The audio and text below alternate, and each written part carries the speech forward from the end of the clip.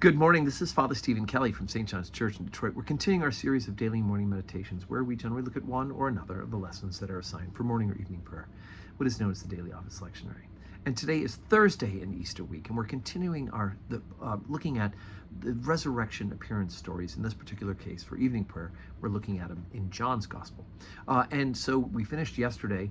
2 days ago, we had Jesus appearing to Mary Magdalene outside the tomb.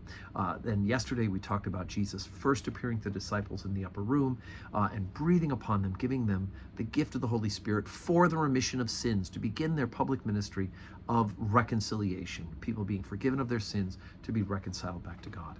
So we pick up where we left off there, John chapter 20, beginning at verse 24. But Thomas, one of the 12, called Didymus, was not with them when Jesus came. The other disciples therefore said unto him, We have seen the Lord.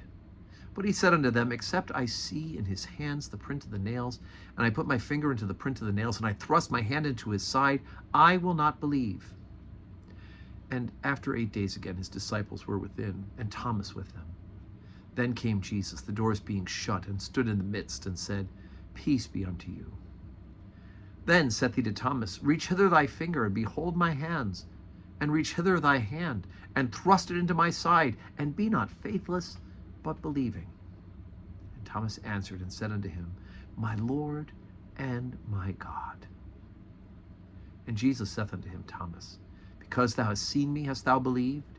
Blessed are they that have not seen, and yet have believed. And many other signs truly did Jesus in the presence of his disciples, which are not written in this book. But these are written, that ye might believe that Jesus is the Christ, the Son of God, and that believing ye may have life through his name. Okay, so now pick up a week later after the resurrection, Thomas, on that first day, doesn't believe the testimony of all these people he has spent 3 years with. 3 years he's ministered with all these people, and he refuses to believe it, right? He gets that terrible nickname, Doubting Thomas, right? So it's the old joke, the show me state, right? Is that Missouri or Kansas, one of those two, right? Thomas must have been from the show me state. Not really, of course. Because he says, unless I see it, and not only if I see it, but I can put my hand in the wounds, I won't believe it. So when Jesus appears again, Jesus knows what Thomas has declared. And he says, actually, go ahead, Thomas, reach hither, right? Go ahead and touch, behold my hands, reach forth thy hand and thrust it in my side, and be not faithless, but believing. And I've said this before, whenever we have this reading, notice something about this reading. There's always wonderful paintings and artwork of Thomas putting his hand into the side of Jesus. But it doesn't actually say that Thomas ever did that, right? All it says is that Jesus said, go ahead and do it, right? Said what you need. And Thomas answers, my Lord and my God. Right? Even though we set up these things, I won't believe in God, or I won't really believe it's true unless this, just the appearance of Jesus, is enough. Jesus offers, and Thomas doesn't even have to really touch him because he's seen it with his own eyes, and he believes. Not only believes, but he proclaims Christ's divinity, my Lord and my God.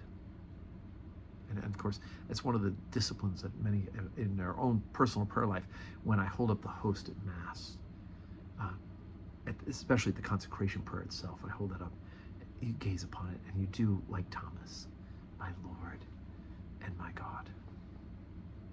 So today's Thursday in Holy Week. We start our new Thursday, or kind of our spring-summer Thursday schedule because of Tiger baseball starting this week. So all of our Thursday Masses are now at 9 a.m. And so that avoids the crowd and the people coming in, because Thursday games are generally during the daytime. So 9 a.m. we have Holy Communion with benediction.